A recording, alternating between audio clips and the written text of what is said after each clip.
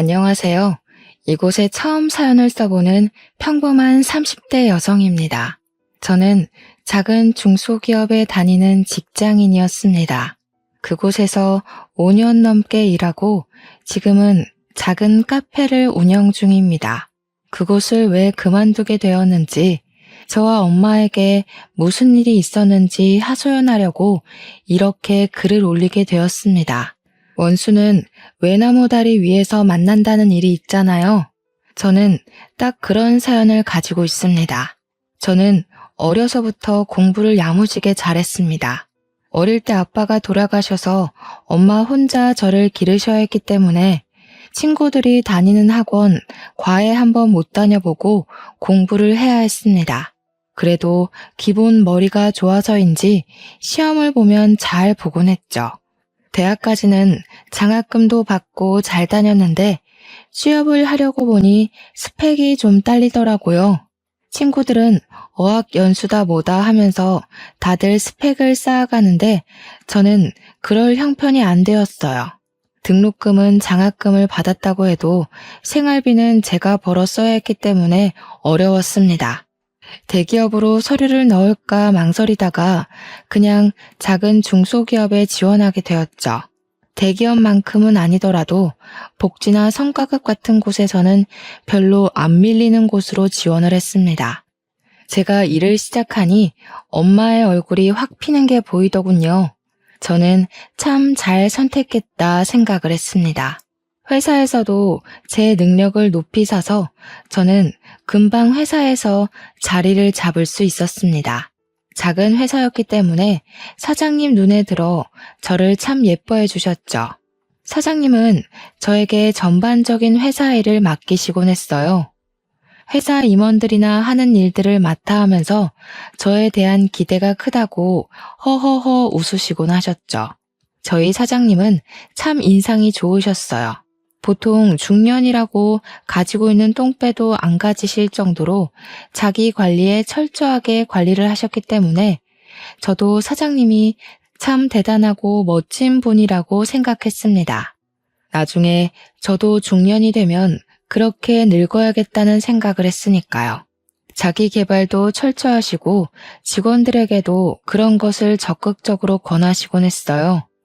계절마다 사람들을 초청해서 자기 개발 강의를 들려주고 배우고 싶은 사람은 신청만 하면 원하는 공부를 시켜주는 등 정말 지원 복지에도 많은 노력을 기울이시는 분이셨죠. 저희는 작은 회사지만 튼튼한 회사, 깨끗한 회사를 만들자는 그분의 뜻에 따라 열심히 일했습니다. 저희는 내열 소재 불연성 플라스틱을 개발하고 그것을 제품으로 만드는 일을 했는데 요즘 건축 자재의 화재로 많은 사람이 다치고 죽잖아요. 불연성 플라스틱을 건축 자재로 이용하려는 개발을 준비 중이었습니다. 당시에는 국내에는 그런 기술이 많이 부족했기 때문에 대부분 일본에서 수입하고 있었거든요. 미래 시장 가치도 높고 실용만 된다면은 정말 편리하고 가벼우면서 사람들을 안전하게 하는 제품이 될 거라고 많은 기대를 했죠. 그래서 많은 직원은 목표의식과 뚜렷한 의지를 갖추고 회사를 위해 일을 했답니다. 저도 그중 한 명이었고요. 그렇게 열심히 일하는 도중에 사장님께서 자기 아들을 소개해 주겠다고 하시는 겁니다. 당시 저는 아직 집안도 안정되지 못했고 사장님 아들이라니 부담이 되기도 했어요. 아직 만나보지는 못했지만 저와는 일단 결이 다른 사람이라고 생각했거든요. 그런데 우연히 아버지 회사를 찾은 사장 아들이 저를 보고 들이대기 시작했어요. 어머님 심부름으로 물건을 전해주러 왔는데 사장님께서 자리를 비우시면서 저에게 받아놓으라고 했거든요. 사무실 안으로 들어온 그는 처음 보는 저의 얼굴을 유심히 보더니 쇼핑백을 건네주었습니다. 몇 살이에요? 여기서 오래 일했나요? 처음 보는 것 같은데. 왜 그동안 못 봤지? 몇 번인가 왔던 것 같은데 다들 어디 갔어요? 그는 주위를 휙 둘러보더니 저만 있는 것을 확인하고 다시 저에게 고개를 돌렸습니다. 네, 다들 사장님하고 잠시 나갔어요. 저는 사장님께서 아드님이 온다고 물건 좀 받아놓으라고 시키셔서 남아 있었습니다. 여기 일한 지는 3년 정도 되었는데요. 저도 아드님은 처음 뵙네요. 그는 눈썹을 치켜뜨더니 고개를 끄덕이더라고요. 근데 왜 나이는 말 안 해줘요? 제가 물어봤는데. 언제 퇴근해요? 아버지가 일찍 퇴근시켜줘요? 일 많이 시키죠. 음식은 뭐 좋아해요? 소개팅도 자리도 아니고 맞선 자리도 아닌데 그의 질문에 점점 기분이 나빠지더라고요. 저는 그를 향해 눈을 찌푸렸어요. 지금은 근무 시간이라서 길게 답변 못 해드리고요. 저는 모르는 사람에게 함부로 제 나이 공개 안 합니다. 물건 전에 받았으니 이만 돌아가셨으면 좋겠네요. 사무실에 외부인이 오래 머물면 안 되거든요. 이만 나가주세요. 저는 그의 등을 떠밀다시피 하며 밖으로 쫓아내버렸습니다. 무례하고 기분이 나빴어요. 아무리 사장 아들이지만 저를 그렇게 대할 이유는 없잖아요. 퇴근 시간이 되자 저는 가방을 챙겨서 버스를 타고 밖으로 걸어가는데 그가 차에서 내리며 저에게 다가오더라고요. 퇴근하냐는 말에 저는 무시하고 그냥 가던 길을 가고 있는데 그가 다가오면서 말을 걸더라고요. 혹시 아까 저 때문에 기분이 나빴어요? 기분 나쁘라고 한 말은 아니었는데 미안해요. 저는 혜원 씨가 너무 마음에 들어서 그랬어요. 제 소개 다시 할게요. 저는 이동원이에요. 저는 제 이름을 알고 있는 그를 향해 고개를 돌렸습니다. 그는 머리를 긁적이면서 저를 쳐다보더라고요. 제 이름 어떻게 알았어요? 저는 말해드린 적도 없는 것 같은데. 뭐죠? 저한테 왜 이러시는 거죠? 사실 오늘 아버지가 혜원 씨랑 저랑 엮어주려고 일부러 시킨 일이에요. 저는 사실 몇 번 멀리서 혜원 씨를 봤거든요. 아버지가 말 꺼낼 때 옳다코나 하고 받아들였죠. 그런데 혜원 씨가 저를 만나보기도 싫다고 해서 제 얼굴 보여줄 방법을 생각하다 보니까 이렇게 되었네요. 저는 정말 당신이 마음에 들어요. 저랑 결혼하면 이제 생활비 걱정 없이 살 수 있고 하고 싶은 공부도 더 하실 수도 있고 또 저는 그의 말을 듣다가 그냥 휙 돌아서 가버렸습니다. 처음 보는 자리에 돈 자랑이나 하는 남자를 어떻게 믿고 만나겠어요? 그가 사장님 아들이라서 돈이 아주 많은 건 알겠지만 그런 마인드를 가진 사람이랑은 연애도 말도 섞기 싫었습니다. 그는 저를 따라오면서 다시 말을 걸기 시작했어요. 왜 대답 없이 그냥 가세요? 제 말에 대답해 주세요. 우리 만나요. 저는 당신 마음에 들어요. 저 정말 괜찮은데? 이래 보여도 공부도 잘해서 유학도 다녀왔고 취미도... 저는 그를 노려보았어요. 사람 많이 안 사귀어봤죠. 특히 여자 많이 안 만나봤죠? 만나도 그런 부류랑만 만나보셨으려나? 돈 좋아하고 물건 좋아하고 오빠 좋아? 그런 쪽? 그럼 그런 여자들을 만나세요. 저는 그쪽 타입 싫어해요. 그 돈이 당신 돈인가요? 당신 능력으로 벌어서 그렇게 좋은 차, 좋은 옷, 좋은 학교 다녔어요? 시집 오면 뭘 어째요? 제가 이미 당신이랑 사귀고 결혼한다는 전제로 말하는데 그 말에 저의 의견은 하나도 없던데요. 그는 입을 움찔거리더니 두 눈을 빠르게 굴리더라고요. 맞아요. 저 여자 많이 안 사귀어봤고요. 저도 그런 쪽 여자도 싫어해요. 정말 혜원 씨가 마음에 들어서 가벼운 마음으로 하는 이야기가 아니란 걸 말하려고 결혼 이야기 꺼낸 거고요. 똑똑하다는 거 알아서 더 공부하고 싶을 것 같아서 그렇게 말한 겁니다. 사실 저도 내세울 게 없는 사람이라 제가 저를 소개하는 게 서툴러요. 사실대로 말하니까 이제야 좀 대화가 통하는 것 같네요. 솔직하니까 얼마나 좋아요? 저도 당신 하는 말 덜 부담스럽고요. 다음에는 사람들 만날 때 그렇게 막 이어붙이지 말아요. 불쾌해요. 죄송해요. 저는 혜원 씨랑 그냥 차 한잔 마시면서 서로 이야기하면 좋을 것 같다고 생각했어요. 가벼운 자리도 거부하고 이렇게 힝하니 가버리시니까 제가 마음이 너무 급했어요. 용서해 주실 거죠? 그렇게 말하며 씩 웃는데 정말 이 남자 보통은 아니다 싶더라고요. 그렇게 말하면서도 여유 있는 게 어릴 때부터 다 가져서 그런 것인지 아니면 태생이 이렇게 낙천적인지 아등바등 살아온 저랑은 다른 무언가가 그에게는 느껴졌어요. 자신만만하고 모든 것을 자신 뜻대로 이루겠다는 기백도 느껴지는 게 그에게 호감이 가기 시작했어요. 저는 그를 보면서 고개를 빳빳이 들었어요. 왠지 그를 보면서 기죽기 싫었나 봐요. 하나, 회사로 찾아오지 말 것. 둘, 만남은 주말에만. 셋, 딱 3번만 밥 먹어보고 당신을 만날지 안 만날지 판단해 보겠습니다. 그의 입이 좌우로 벌어지는 게 보였어요. 가지런한 일을 드러내며 그가 핸드폰을 흔들더라고요. 자기는 이미 번호가 있으니 먼저 연락을 하겠다는 겁니다. 참 미워할 수 없는 사람 같았어요. 이렇게 적극적인 사람을 만나기도 어렵겠다 생각하고 있었죠. 그는 정말 주말에 저를 데리러 집 앞으로 왔더군요. 좋기 40년은 더 된 아파트에 수입 흰색 세단에 선글라스를 쓰고 손을 흔드는 그를 보고 참 이 사람은 사람에 대한 편견이 없다는 걸 알게 되었어요. 그는 아버지 회사가 아닌 다른 금융 쪽 회사에 다니고 있었어요. 미국 대학에서도 금융 쪽을 전공해서 아버지 회사 쪽으로는 관심을 안 두고 있다고 하더군요. 그는 정말 차분하면서도 스위트하고 자신 있는 태로 저를 대했어요.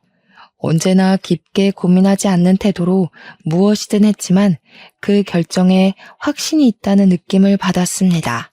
여유 있고 위트 있는 그의 모습은 확실히 저에게는 없는 것을 가지고 있다는 것을 알게 해주더군요. 저에게 없는 그런 매력에 그에게 끌렸을까요? 저는 3번만 밥 먹고 정한다고 했지만 주말마다 꼬박꼬박 찾아오는 그를 계속 만나고 있었습니다. 그렇게 1년 정도 그를 만나고 있을 때 사장님은 정말 저를 며느리감으로 생각하셨는지 회사에서도 부르는 호칭이 누구누구 씨에서 혜원아 또는 아가라고 바꿔 부르시기 시작했어요. 회사 사람들도 제가 사장 아들을 만나고 있다는 것을 모르는 사람이 없을 정도였으니 그런가 보다 하려고 해도 저는 왠지 그 사람과의 미래가 머릿속에서 그려지지 않았습니다. 자란 환경이 달라서 그런 것인지 아니면 제가 너무 현실적인 사람이라서 그런 것인지 알 수가 없었어요. 그도 그게 느꼈는지 저에게 더욱 잘하려고 하는 게 느껴졌죠. 먹는 것도 둘이 데이트하는 장소도 꼭 저의 의견을 물어보고 정했습니다. 저에게 최선을 다했지만 결혼 이야기만 나오면 저는 그 상황을 회피했습니다. 우리 벌써 1년이나 만났는데 결혼은 언제 할 거야? 나 당신이랑 한 집에서 살고 싶은데 당신 닮은 딸 하나, 나 닮은 아들 하나 어때? 우리 이제 그만 결혼할까? 그의 말에 저는 말을 하지 못했습니다. 확신이 서지 않는 결혼을 선뜻 받아들일 용기란 없었거든요. 결혼은 조금 더 있다가 생각하자. 우리 겨우 1년 만났어. 그것도 주말에만. 그렇게 생각하면 별로 얼굴 본 것 같지도 않고 또 아직 엄마 혼자 계시는 것도 걱정도 되고 난 아직 하고 싶은 것도 많은데 결혼하면 못하게 되니까 그의 얼굴을 보자 실망한 표정을 감추지 못하고 입술을 깨물더라고요. 그 순간은 미안했지만 그래도 저는 제 의견을 확실히 표현해야 한다고 생각했어요. 날 사랑하긴 하는 거지? 그냥 심심해서 만난다거나 그러는 건 아니지? 나는 정말 당신에게 진지해. 내 인생을 걸 정도로 당신을 사랑한다고. 결혼은 뭐 더 있다가 해도 되지만 가끔 당신이 나를 사랑하는지는 의심이 들 때도 있어.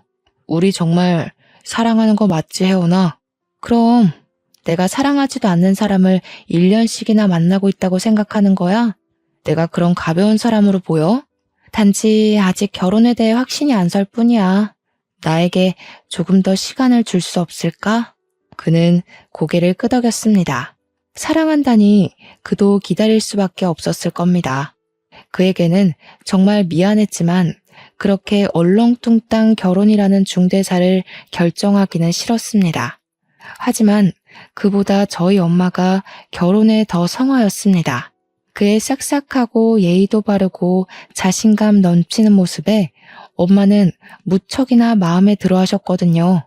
그는 엄마를 잘 챙기면서도 엄마도 그를 아들처럼 여기고 예뻐했습니다. 너 정말 동원이한테 그러면 안 돼. 너한테 얼마나 잘하니? 그런데도 그렇게 애를 태우니? 어디서 그런 남자를 만날 수 있긴 한데. 인물 좋아, 학벌 좋아, 거기도 집도 좋아. 그것만도 감사한데 성격은 얼마나 좋으냐? 요즘 남자애들 수십 트럭을 데려다 놔도 동원이같이 좋은 애는 못 봤다. 그만 애 태우고 결혼해. 결혼이 그렇게 쉬워? 인생을 거는 모험이야. 잘못하다가 엎어져서 판 깨지면 흠집 나는 건 나라고. 그는 나랑은 환경부터 다른 사람인데 지금이야 나 좋다고 다 맞춰주고 예뻐해주지만 나중에 꿀물 떨어지면 나만 새될 수도 있다고. 너는 무슨 애가 옛날 마인드로 사니? 요즘 이혼이 흠치기나 끼는 줄 아니? 살다가 안 맞으면 이혼도 하는 것도 좋은 선택이라고 생각한다. 계속 안 맞는 거 붙들며 맞춰가면서 사는 것보다야 애간장 덜 녹지. 그리고 살다 보면 다 그놈이 그놈이야. 꿀이야 너만 떨어지냐? 동원이도 떨어지지. 서로 안 좋은 부분을 감싸주는 게 부부라는 거다. 잔말 말고 결혼하자고 할 때 가.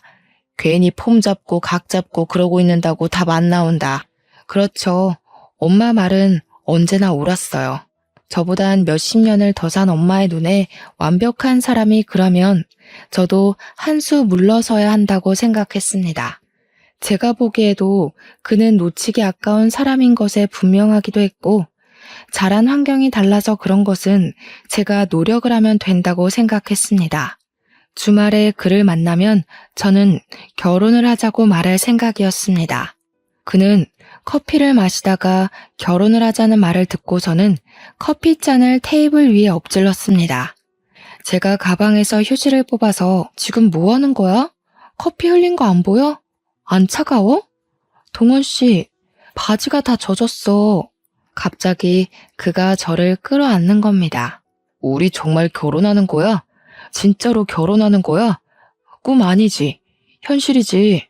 잠시만, 내 핸드폰 어디 있지? 결혼하려면 식장 먼저 잡아야 하나?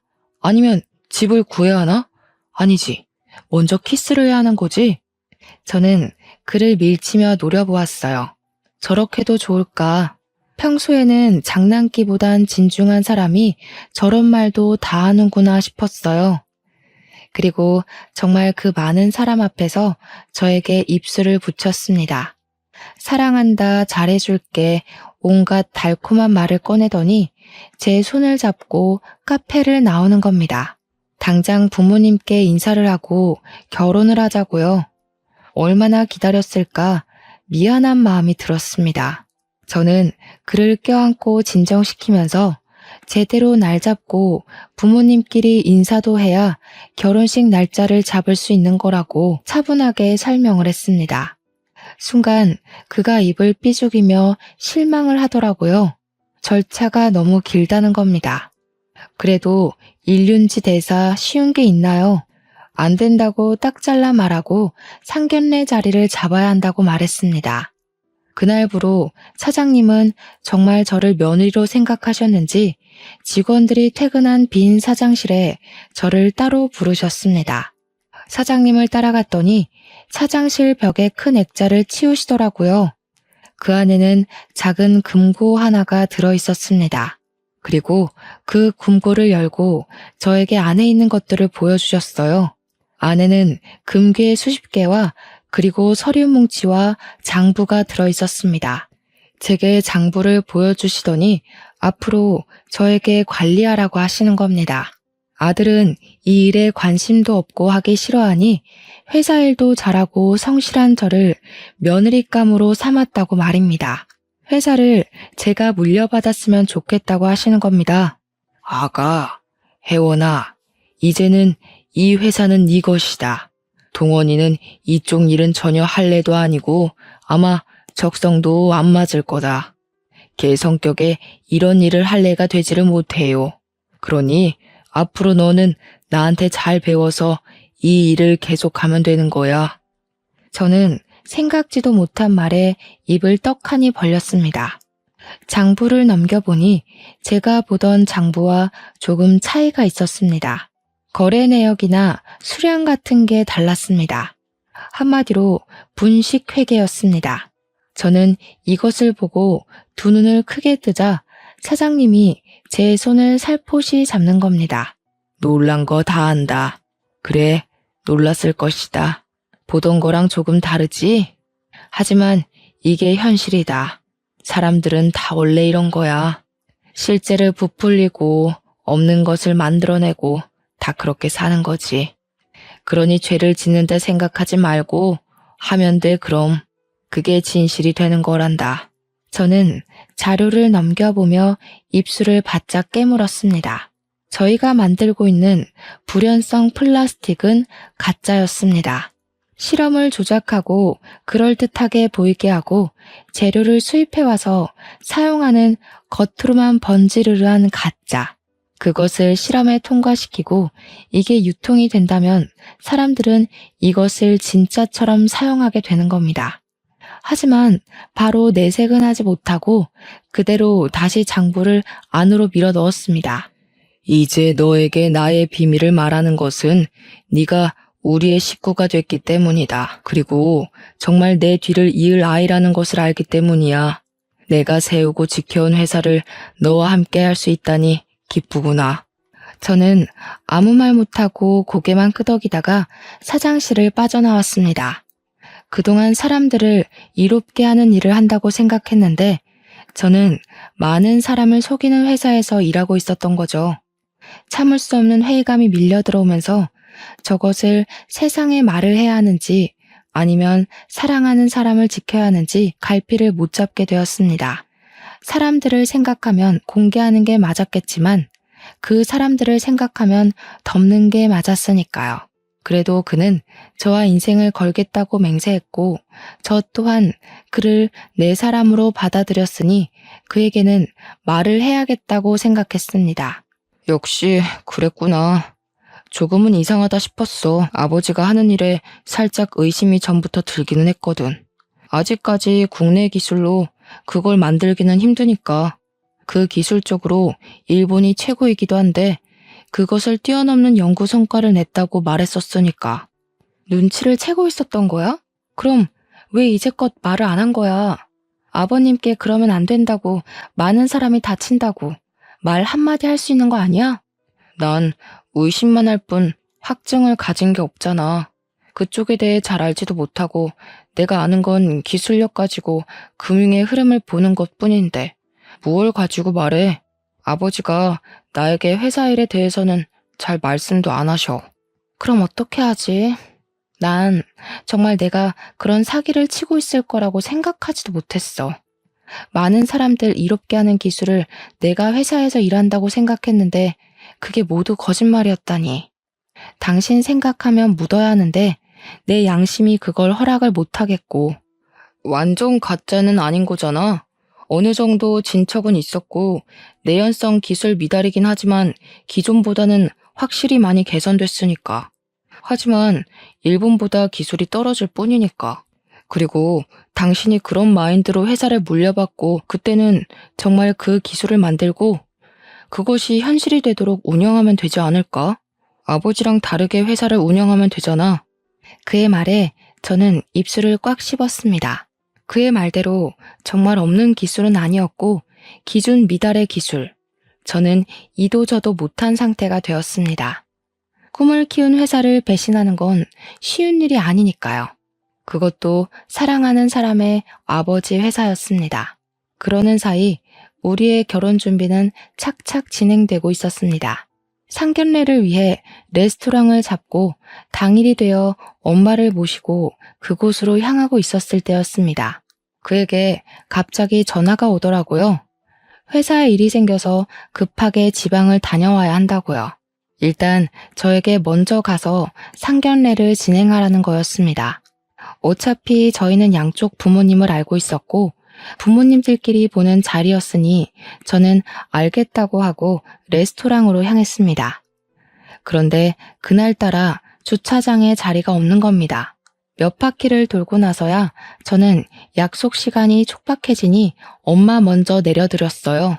사장님 내외를 기다리게 할 수는 없잖아요. 엄마를 내려드리고 한 바퀴를 돌고 오니 다행히 자리가 있더라고요. 저는 바로 그곳에 차를 주차하고 위로 올라갔습니다. 그런데 위에서 큰 고성이 울리는 겁니다. 그 소리는 딱 들으니 엄마와 사장님의 목소리였습니다. 저는 놀래서 달려가다가 계단 옆으로 숨었습니다. 왜 그렇게 숨었는지 저도 잘 모르겠어요. 그냥 그 상황이 두 분이 얼굴을 붉히는 그 기시감이 저를 숨게 만든 것 같아요. 숨어 있으면서도 목이 바짝 타들어가더라고요. 뭔가 일이 있다, 큰 일이 있다는 걸 직감적으로 알고 촬영을 해야 한다는 생각이 번뜩 들었습니다. 그렇게 빼꼼히 핸드폰 렌즈만 내놓고 두 분의 이야기를 들었습니다. 당신 뭐야? 뭔데 여기 있는 거야? 그동안 그렇게 잘 살았어? 아주 신수가 훤한 게 죄 지은 것은 홀라당 다 까먹었나 보네. 어떻게 그렇게 사진 멀쩡하게 살아있을 수가 있는 거지? 엄마의 얼굴은 잔뜩 일그러져 있고 시뻘개져 있었습니다. 엄마를 보는 사장님의 표정은 벌레를 쳐다보는 듯 찡그리고 있었죠. 뭐라고?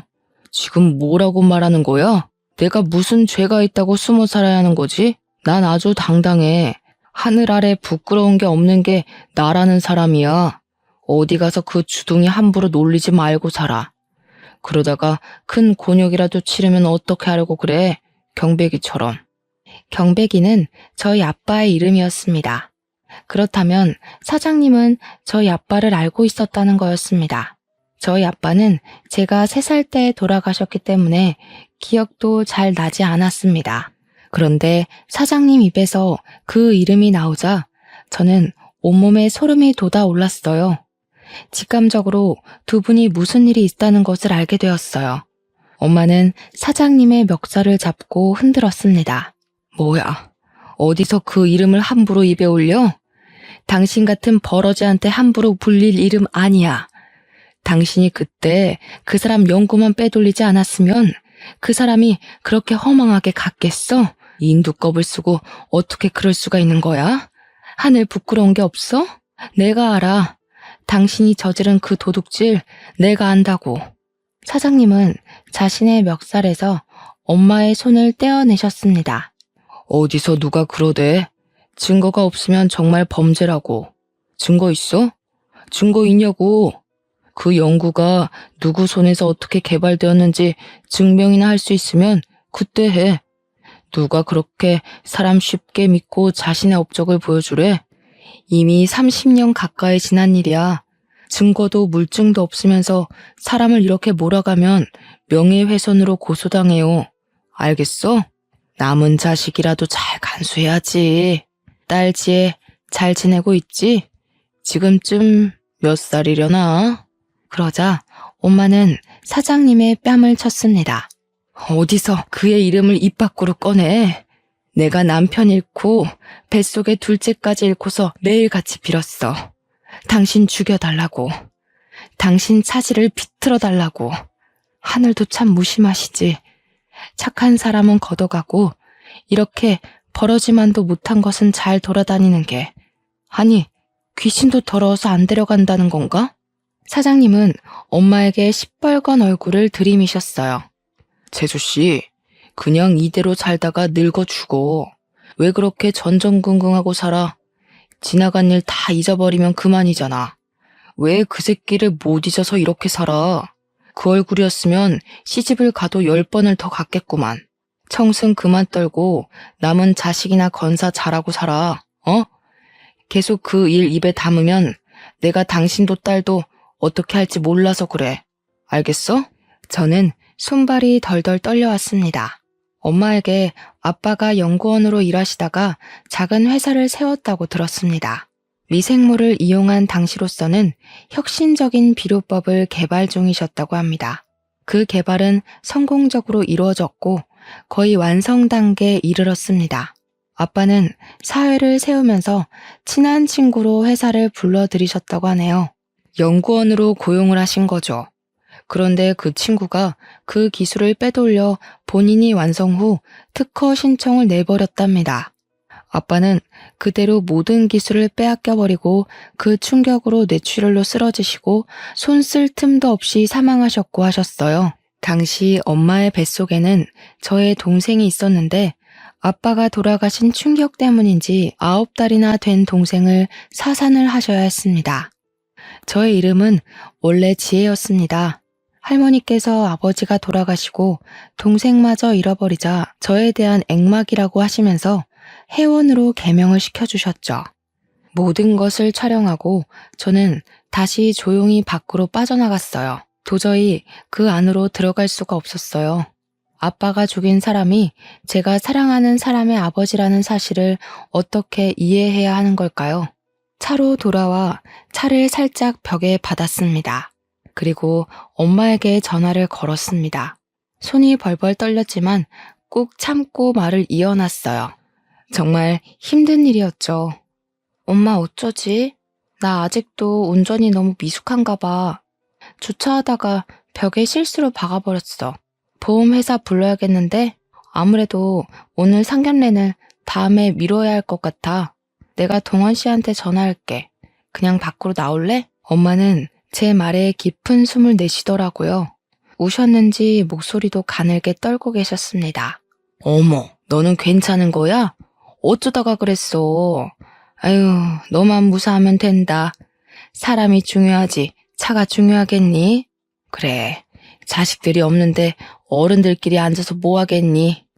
다음에 좋은 날, 운수 좋은 날 잡자. 오늘은 아무래도 날이 아닌가 봐. 좋은 날 보자. 순간 울컥했습니다. 심장이 쪼그라들더라고요. 제가 그를 사랑하지 않았으면 엄마는 그런 비극을 다시 떠올리지 않아도 되지 않았을까? 내가 그 회사를 가지 않았으면 우리는 만나지 않고 살 수 있었을까 하는 생각 말입니다. 엄마가 나오자 엄마를 태우고 집으로 모셔다 드렸습니다. 그리고 회사로 향했습니다. 엄마의 말이 사실이든 아니든 중요한 건 사람은 세월로도 변하지 않는다는 거겠죠. 천사의 탈을 쓴 악마를 저는 고발하기로 했습니다. 아무도 없는 빈 사장실로 들어가 액자를 내려 비밀금고의 문을 열고 안의 서류들을 핸드폰으로 찍었습니다. 막 사진을 다 찍었을 때 그에게 전화가 오더군요. 혜원아, 어떻게 된 거야? 어머님 상견례 자리 안 나오셨다는데 혹시 무슨 일이라도 있는 거야? 무슨 일인데 연락도 없이 자리에 안 나온 거야? 저는 그의 목소리를 들으며 흐르는 눈물을 닦고 금고의 문을 닫고 액자를 걸어두었습니다. 동원 씨, 언제 와? 나 지금 동원 씨 좀 보고 싶은데. 나 당신한테 중요한 할 이야기가 있어. 우리 두 사람의 미래에 대해서 진지하게 다시 생각을 해봐야 할 것 같은데 언제쯤 도착해? 그는 순간 꿀먹은 벙어리가 되어버린 듯 아무 말을 못하고 있었어요. 그도 놀랐겠죠. 뜬금없는 제 이야기에 한참을 말을 못하다가 겨우 말을 꺼내더군요. 지금 어디야? 내가 바로 갈게. 일단 만나자. 무슨 말인지 만나서 이야기를 해보자. 별로 안 걸려. 나한테 3시간만, 아니다. 2시간 안으로 너 있는 곳으로 갈게. 어디서 만날래? 너희 집으로 갈까? 저는 자주 보는 집 앞 카페에서 기다리겠다고 했습니다. 그는 제가 카페에 들어간 지 정확히 2시간 만에 도착했습니다. 얼마나 급하게 왔는지 얼굴이 잔뜩 붉어진 채로 안으로 뛰어 들어오더라고요. 그는 자리에 앉지도 않고 저의 얼굴을 뚫어져라 바라보았습니다. 뭐야? 울었어? 얼굴이 왜 그 모양이야? 무슨 일이라도 있었어? 혜원아, 말 좀 해봐. 우리 헤어지자, 동원 씨. 우리는 더는 인연이 아닌 것 같아. 난 당신을 사랑하지 않아질 거야. 다시 생각해보니까 당신 숨 쉬는 것도 싫어질 거야. 당신이 밥을 먹는 것도 싫어질 거야. 그렇게 싫어하면서 증오하게 되겠지. 그러다가 우리는 결국 서로 다른 길을 걸을 테고. 지금 무슨 말을 하는 거야? 제대로 알아먹게 말을 해야 알아먹지. 사랑하지 않아질 거는 아직 사랑한다는 거 아니야? 그런데 왜 헤어지자고 말하는 거야? 왜 해보지도 않고 헤어짐을 말하는 건데? 당신 아버지가 우리 아버지를 죽였대. 당신 아버지가 우리 동생을 죽였대. 그런데 어떻게 내가 당신을 사랑할 수가 있겠어? 내가 어떻게 당신을 계속 만나서 밥을 먹고 차를 먹고 숨을 쉬지? 알아먹게 말을 해. 뜬구름 잡듯이 그렇게 두리뭉실 말을 하면 내가 못 알아먹잖아. 우리 아버지가 누구를 죽여? 혜원아, 우리 아버지 그렇게 나쁜 분 아니야. 네가 잘못 알았겠지. 도대체 어디서 무슨 말을 듣고 와서 이러는 건데? 그리고 낮에 찍었던 핸드폰 동영상을 들어 그에게 내밀었습니다.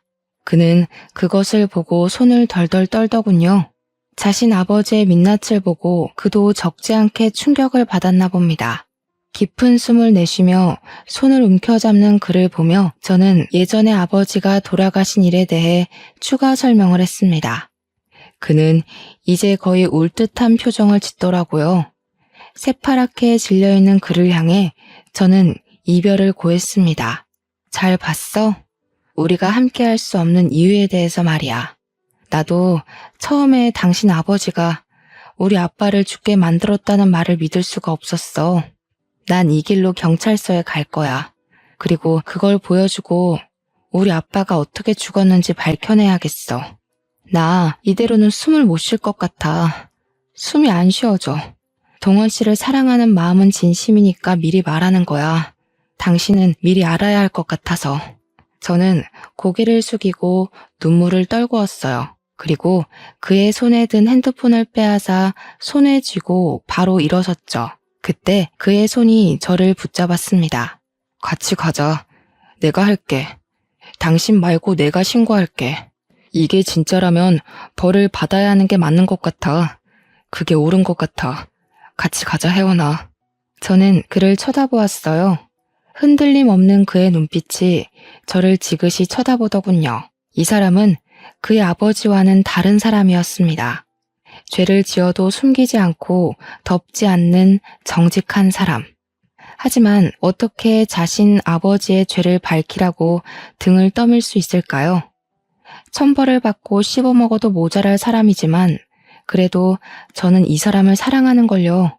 그의 손에서 손을 비틀어 빼냈습니다. 아니야. 어떻게 그렇게 해. 난 못해, 동원 씨. 당신한테 그렇게 하고 싶지 않아. 나에게는 원수지만 당신한테는 하나밖에 없는 아버지잖아. 자식이 부모한테 그러면 안 되는 거잖아. 내가 해. 그러니까 동원 씨는 빠져. 아버지라도 죄를 지었으면 벌을 받는 게 맞아. 이렇게 내가 손 놓고 있다면 나도 얼굴을 못 들고 다니지. 괜찮아. 그건 내가 감당할 내 업보인 거야. 가자. 같이 가는 게 맞는 것 같아. 그의 손에 이끌려 저는 카페를 나오며 분식 회계도 터트릴 거라고 소리쳤습니다. 그가 뒤를 돌아보며 깊은 한숨을 내쉬며 옅은 미소를 짓더군요. 그의 대답은 죄를 지었으면 벌을 받아야지였습니다. 경찰서로 운전을 하며 그는 저에게 말을 하더군요. 예전 같으면 말이야. 이런 건 그냥 흔한 일이라고 생각했을지도 모르겠어. 그냥 사람들은 다 숨기고 감추고 사니까. 그런데 당신을 만나고 그러면 안 되겠다 생각이 들더라. 뭐든지 당당하게 솔직하게 그게 너무 멋져 보였어. 나는 항상 남에게 주어진 걸 받고 살아서 자신감 있는 척 했는데 당신은 항상 그냥 당당하더라고. 그게 진짜 당당한 건데. 부끄럼 없이 숨김 없이 나도 그렇게 살고 싶어, 혜원아. 저는 그에게 아무 말도 하지 않았습니다. 아마 저희는 서로 가지지 못한 것에 끌려 이 자리까지 왔을지도 모르겠다는 생각이 들더군요. 그는 스스로 제 핸드폰을 빼앗아 경찰에 제출했습니다. 저는 옆에서 그 모습을 지켜만 보았습니다. 아버지 목에 칼을 꽂는 모습을 그저 덩그러니 지켜봤어요. 다음날 회사에서 일하고 있는데 검찰들이 상자를 들고 우르르 몰려왔습니다. 이정만 씨, 당신의 회사에 분식 회계가 있다는 정황이 포착되었다는 신고가 들어왔습니다. 연구 성과도 비리에 포함되었더군요. 당신을 긴급 소환하고 증거를 압수하겠습니다. 하나도 빼놓지 말고 다 담아. 아, 저 액자 띄워봐. 뭐 하는 거야? 분식 회계라니. 안 돼. 거기는 안 돼. 손대지 마. 누구야? 대체 누가 신고를 한 거야? 누구야? 누가 나를? 사장의 눈이 순간 저와 마주치자 울긋불긋해지면서 저에게 다가오시더군요. 저의 어깨를 잡고 흔드는 게 아니겠어요? 설마 아가, 혜원이 너는 아니지? 너는 내 식구잖아. 이 회사를 내가 너에게 준다고 했는데 네가 이 회사를 망치는 건 하지 않았을 거 아니야. 그렇지? 말린 말 안 해? 말하라고. 제가 그랬어요, 아버지. 혜원이가 넌지시 말을 하는데 제가 그냥 있을 수가 없더라고요. 비리에 쌓인 아버지 회사를 보세요. 정말 이 회사를 사랑하신 거 맞아요? 이렇게 쓰레기 냄새가 진동하는 데서 회사 운영을 하시려고요? 제발 부끄럽지 않게 살아요, 아버지. 뭐라고? 동원이 네가 나를 신고했다는 말이냐? 말도 안 돼. 어떻게 자식이 아버지한테 이런 짓을 할 수 있는 거냐? 그게 자식이 할 짓이야? 쓰레기 냄새가 진동해. 그렇게 안 하는 사람 있으면 나와봐라. 그래, 다 그렇게 사는 거야. 이 세상에 깨끗한 놈 있으면 나와보라고 하라고. 저희 아버지요. 유자, 경자, 백자. 저희 아버지는 참 깨끗하게 살아오셨죠. 친구한테 배신당하기 전까지는요. 제가 할 수 있는 복수는 이게 한계라는 게 참 아쉬워요. 당신 손에 두 사람이 목숨을 잃었는데 그 죗값으로 감옥이라니. 너무 불공평하네요. 사장님의 두 눈이 동그래지더라고요. 저를 보며 손가락을 들어 올려 삿대질을 하시더군요. 경백이 따른 지혜인데 이제 보니 닮았구나. 경백이랑 눈매며 그 대쪽 같은 성격이며 내가 그 녀석을 못 알아볼 리가 없는데. 사장님은 넋이 나간 상태로 목덜미를 붙잡더니 주저앉았습니다. 그리고 검찰들에게 양손이 붙잡힌 채로 밖으로 나갔습니다. 저는 서러움이 한꺼번에 몰려와 주저앉아 울음을 터뜨렸습니다. 그가 저의 어깨를 두들기며 다독이더군요. 미연, 아버님에게 특허를 돌려드리고 싶었는데 이미 공소시효가 지나버렸대. 그리고 이미 아버지가 팔아버려서 소유권도 되찾지 못했어. 내가 할 수 있는 일은 이거밖에 없어서 미안해. 당신을 붙잡고 싶은데 이렇게 아버지를 버려서라도 당신을 얻고 싶은데 나 참 못났다. 그치? 저는 아무 말 없이 그의 얼굴을 보다가 자리에서 일어났어요. 그때 그의 어머님이 어떻게 아셨는지 헐레벌떡 들어오시더라고요. 대강의 내용을 아들에게 들으시고 저의 손을 꽉 잡으시더군요. 어머 세상에, 네가 경백씨 딸이야? 그랬구나. 난 그동안 저 사람 말에 깜빡 속아 살았구나. 그때 너희 아버지가 갑자기 그렇게 되고 우리도 정신이 없었거든. 남편이 갑자기 돈이 생겨서 사업을 한다고 하지를 않나. 친구가 잘못됐다는데 이상하다 생각은 했지. 그게 그렇게, 아휴, 그 죄를 다 어떻게 갚으려고 그런 짓을 했다니? 동원아, 잘했다. 사람이 죄를 지으면 반드시 돌아오는 법이다. 미안하다, 혜원아. 내가 정말 미안해.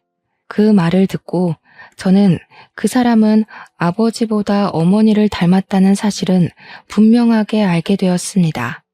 그의 아버지는 검찰 조사를 받다가 저희 아버지와 같은 뇌출혈로 쓰러져서 결국은 중환자실에 입원하는 신세가 되었습니다. 저는 당연히 회사를 그만두고 작은 카페를 차렸습니다.